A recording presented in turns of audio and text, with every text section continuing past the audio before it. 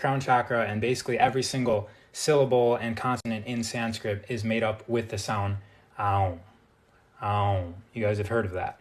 And then there's ways to shape that, yam or yang, and that's the sound of the heart.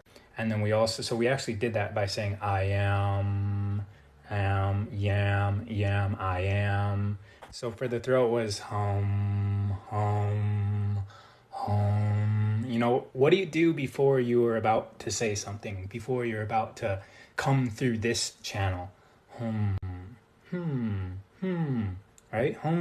You can actually accentuate that to enhance, increase, activate, harmonize this part of our body. This is an extremely important part of, it's a channel in our body. It's actually a gate going into our higher centers. So we've got the lower, powerful creation force in our root, and then there's a gate at our diaphragm, which is why breathing is so important, and then there's a gate right here also, which is why talking and chanting is more important anyways.